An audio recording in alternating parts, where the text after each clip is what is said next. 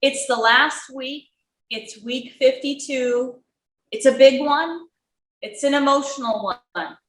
I've got my hanky handy right here because I'm going to need it. Let's dive right in. Week 52, apply the dichotomy of control from dawn to night.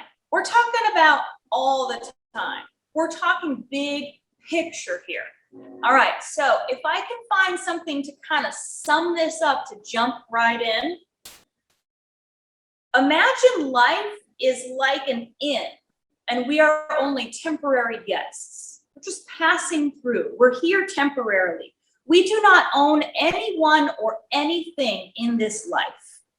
Everything is on loan from the universe, and the universe can recall that loan at any moment and by any means possible. Stoics teach us, be grateful for what you have been loaned and not resentful for when you have to give it back. What? Yeah. Indeed. Wow. Wow. Why do you say wow? I just it took these 52 weeks of this journey that we have been on, and it just perfectly encapsulated what we have been working towards week over week on this Stoic journey. It's a perfect encapsulation of those core Stoic principles. And that was such a powerful quote on page 297. Because it makes you appreciate every single thing that you have. Mm-hmm. So part of the lesson here in week 52, by the way, we're Painted Porch Strategies. How you doing? Oh. Sierra, Amy, Rob. I got too excited. I know. But it's been a journey. We've been doing this together for once a week for 52 weeks, for an entire year. We have devoted to this, and to see it sort of wrap up this way is not really a wrap up, because now it's time to implement, like to live as a Stoic, right? The whole idea of doing this book is to say, okay, now this is your life. Now you have to apply this every single day. And one of the things we've learned over the course of the 52 weeks is the great Stoics that we quote all the time, that are quoted in this book. Epictetus and Marcus Aurelius, those guys were always doing this up until they died. And it seems daunting to think about it that way, but the reality is that's the journey. The journey is to try to be in control and to be free from all of the outside factors. And you constantly have to remind yourself, because there are constant challenges in life. The universe taking things away from us. So let's say you have this amazing house, and let's say you love it. But let's say your company transfers you somewhere else, and you have to give up your house. Instead of going, oh man, I really miss my house. What Sierra just pointed out is, thank the universe for allowing you to live in that house for as long as you did. That, I think, is it turns around a negative into gratitude. And that's one of the definite things I have noticed over the course of from week 1 to week 52 is how much more gratitude about tiny things that I have, that I get to live in the greatest time ever in the history of the world to be a human being. There's more abundant stuff. There's more stuff. There's more easier way to travel around the world than ever before. All of those things I think about constantly, and I'm incredibly grateful for that. Thanks, Stoicism. Right? Well, but they've really brought us to this point now. Like, they've held our hand. We've taken little baby steps. We've looked at how to deal with anger. We've looked at how to deal with conflict. We've looked at how to challenge our own old judgments about things, our aversions, things we typically don't like, are things that we like a little too much. And now we've gotten to 52. And I love how they say, now is the time you must guide yourself in training. So basically, like, okay, we've showed you everything, but now is the time where the rubber hits the road, where you literally have to say, is this within my control? Yes, no. Or what is within my control? What can I control? And this whole idea of everything being temporary is existentially and logically true. It is true on both fronts.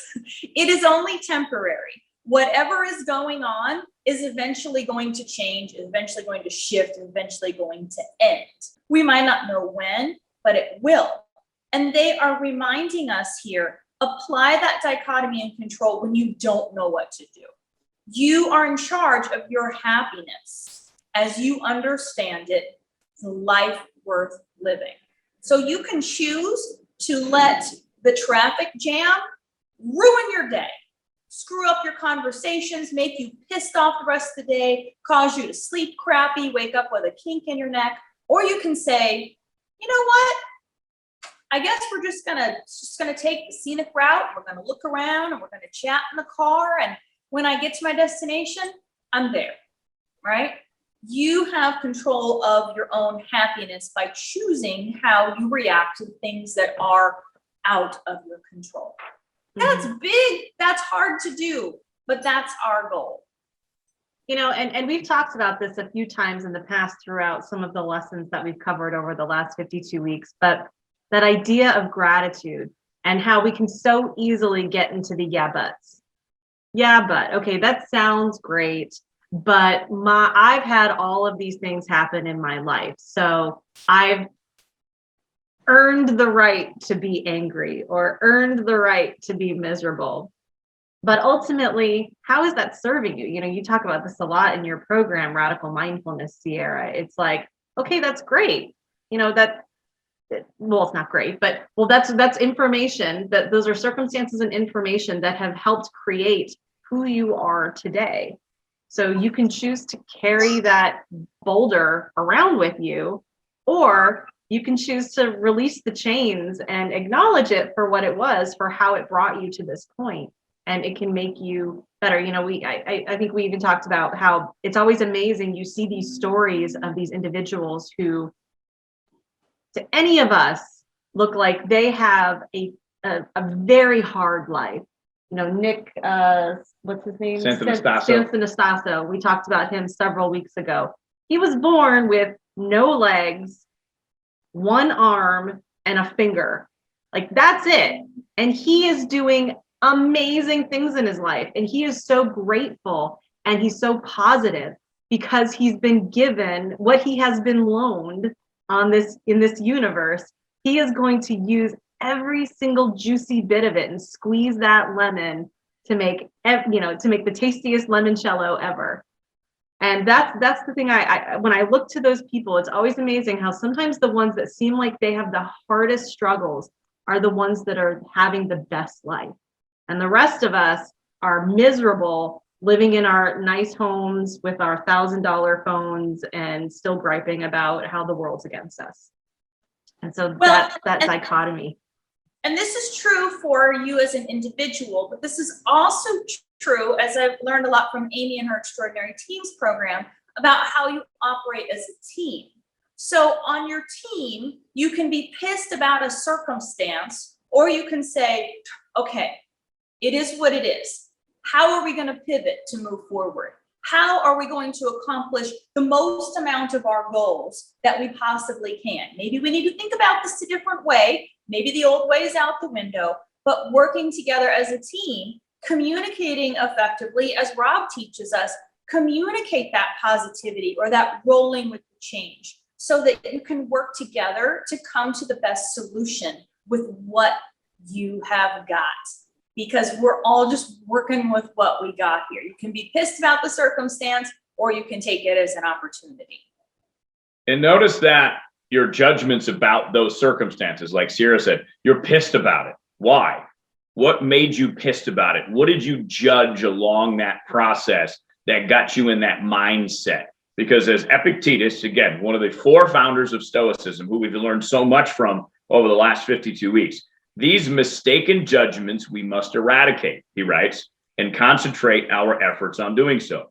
For what is weeping and lamenting? A matter of judgment. What is misfortune, he writes? Judgment. What is faction? Discord, criticism, accusation, irreligion, foolishness. All of these are judgments, nothing else. And it's, again, breaking it down in those terms that the Stoics have taught us, that we've talked about a few weeks ago. Break it all down so that there's no fancy words in there. It's just, what do we call grape juice or wine? Fermented foot juice. Yes, because it used to be stomped down to be made. So it's fermented foot juice. And you think about it a whole different way, and you might laugh at that and be like, I'm drinking fermented foot juice, because it takes I'm drinking this fancy bottle of wine from Napa, California, whatever. So that's what I love about the judgments. In being free of those, it takes so much less energy, so much less effort when you just accept things as they are. Not good, not bad, because it's done. We've used a quote several times in here. It's whatever's happened, couldn't have happened any other way. And if you look at the way society is right now, there's so many young people, and I used to be one of these young people, but you focus so much on what happened in the past. Yes, now I'm in the middle-aged category. But there's so many young people that are so mad about things that happened 400 years ago. And I'm like, I understand the sentiment, but you can't do anything about what happened 400 years ago.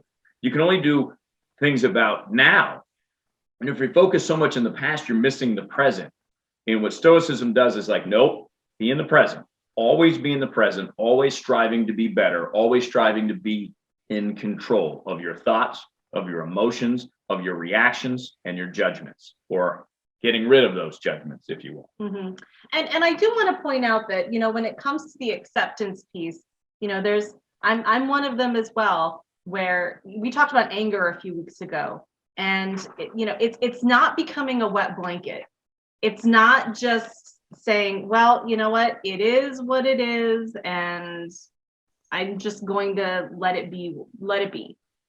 It's using it as information. Sarah, you talk about this a lot, and even if you, to use your example of the kids and thinking about the past, use that as information, but don't let the past dictate how you behave in the present and how you plan for the future. Use it to infer, but not to control. And that's really what I loved, how we started this entire journey on this concept of the dichotomy of control and getting very clear on what is within our complete control and what is not, and how they're taking it full circle here back to the final week. And we are focusing back on that dichotomy of control, because that truly is the thing that is going to determine your serenity, your peace of mind, and most importantly, which is the most important piece to the Stoics, how you choose to behave, whether you are behaving virtuously or not so much. I loved also, they did a great recap of some of the ways to think about the dichotomy of control on page 297. In recognizing that you cannot control the outcome, you can only control the effort, right? That's one big thing. And we talk about that a lot in all of our programs, but especially from a business perspective too. We tend to focus and reward and set, key performance indicators on things that we ultimately, as a business or as an individual, cannot control. We set revenue numbers. You can't control the buying power of someone else, or you set, some other maybe, headcount numbers. Truly, you can't. All you can do is put in your best effort and do all of the pre-work that hopefully ultimately will result in a sale, in a hire, in whatever it may be. But you cannot control the will of others. They think about a job that you want, assuming you're qualified. There's always that component. Assuming you're doing the right thing, or assuming that you're qualified, go ahead, submit your resume, do your best at the interview. But remember, the decision to make the hire is not under your control. You can't do. All you can do is make the effort. They talk about, if you have a child that is in distress, do whatever you can to help them be better, regardless of the situation. But remember that the outcome is not under your control. All you can do is help. You can't steer it, right, the way you want it to go. You can't control someone else's will. But you can control what you think about it, either in the moment or after the moment. Mm-hmm. So to go back to the job, if you don't get the job, all right, you got another experience during an interview, and maybe you didn't really want that job, or maybe you were just stressing. I mean, there's so many different ways you can flip the script, as I would say, and master your message to control your own message to yourself. That's ultimately, I think, what so much of Stoicism is, as we get, towards our year in, week at a time, to be able to say, I'm in control, good, bad, ugly, I'm in control. And if you can be in control of, maybe it starts at 10%, which probably was for me, then it's 20%, then you're 40%. And, now maybe I'm at 80%, striving to be at 100%, knowing maybe I'll never get to 100%, but I'm going to put the work in, because it gets harder to do the work. So the 80%, okay, that's relatively easy. Now it gets harder. That last 20%, man. But that's okay. I mean, I love that part of it. Like, I embrace that. And that's one of the things my main takeaways from this book is, I've never shied away from hard work, but I've always interpreted that as an outside force, right? You go to work, you work hard, you put the hours in. Put the hours in on yourself. Work on yourself, like make yourself a job, if you will, but because it's the most rewarding job that you can have. When you think about all the things we put effort into, it's frowned upon in so many ways to be selfish and put that effort into yourself. But by doing that, you can then, once you get to maybe 70%, your output for others becomes bigger, becomes greater. You can have a greater impact on your family and your friends, your coworkers, because less bugs you, less bothers you. People's idiosyncrasies do not get you down. Your boss yelled at you, like, okay, maybe he's having a bad day. I don't know. Just rolls off your back because you're in control. That's when you are fully beaming, I think, and available to others. Mm-hmm. My well, and I always like to think in mind. The name escapes me. The light bulb guy. Who was the light bulb guy? Edison. Thank you. I was like, Einstein. I kept thinking Einstein. Edison, different E. About, he estimates it took him about 1,000 prototypes to get a light bulb that would light and stay lit, right? And the quote goes something like, I didn't fail 1,000 times. I found 999 versions that didn't work. And I learned how to change the thing that didn't work, right? Is that instead of thinking of that job that you didn't get as a failure or as something that you missed, is looking at it like, okay, what pieces of this are within my control and what can I learn from it? And just, okay, moving on. Next. Mm-hmm.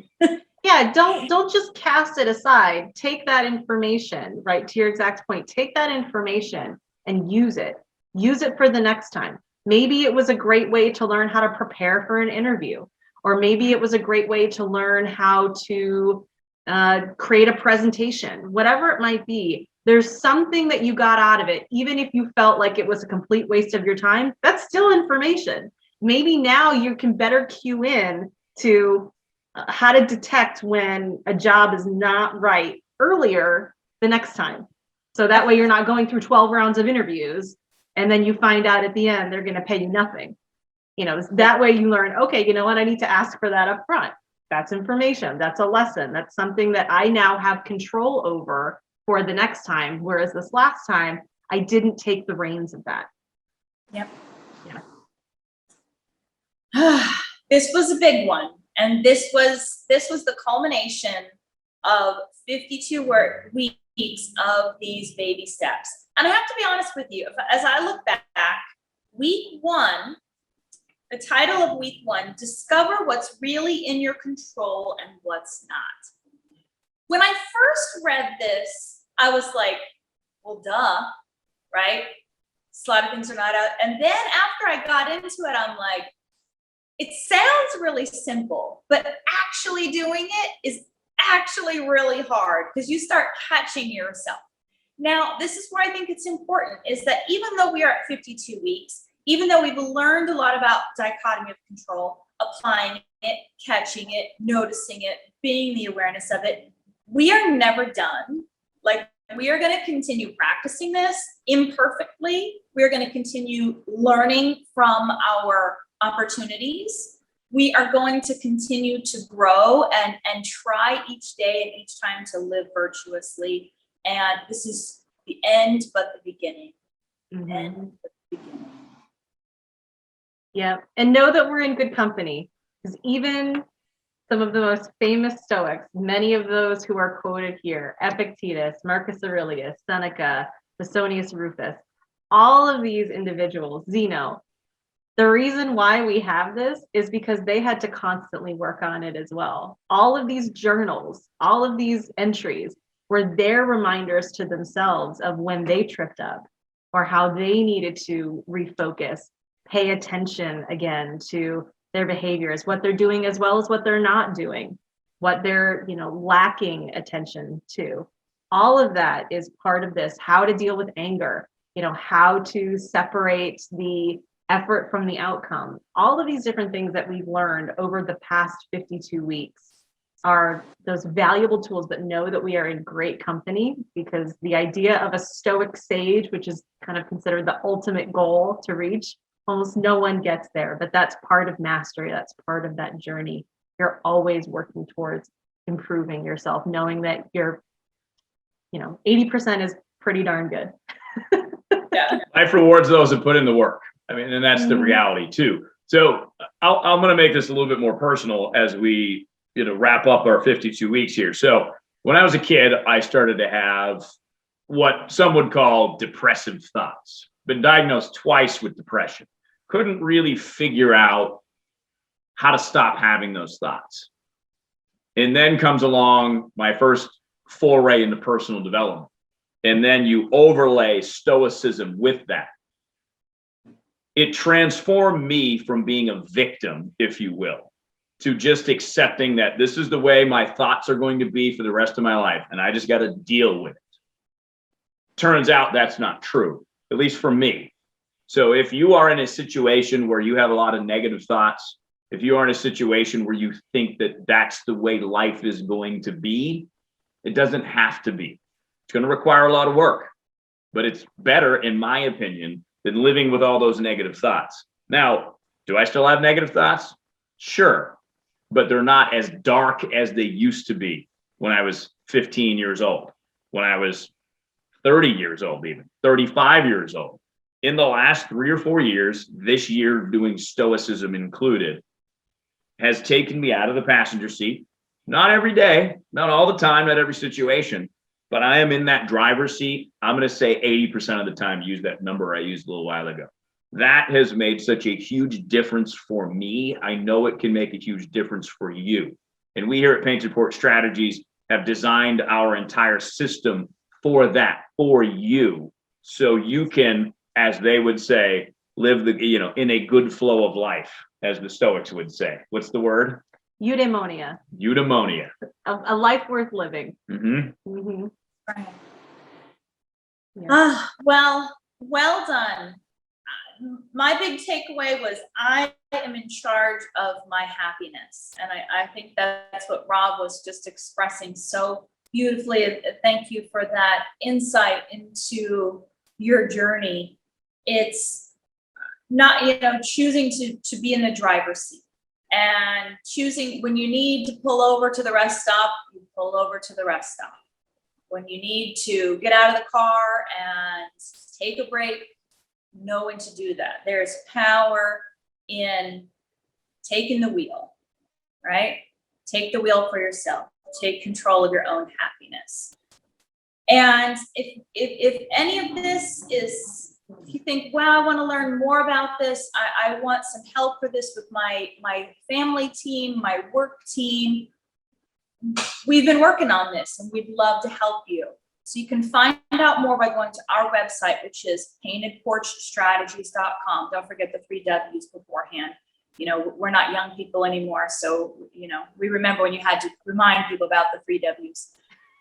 Paintedporchstrategies.com. We've got some incredible programs. We would love to work with you and help teach you some of the things that we've learned along the way and help you to really get back in the driver's seat and live a more fulfilling and virtuous life.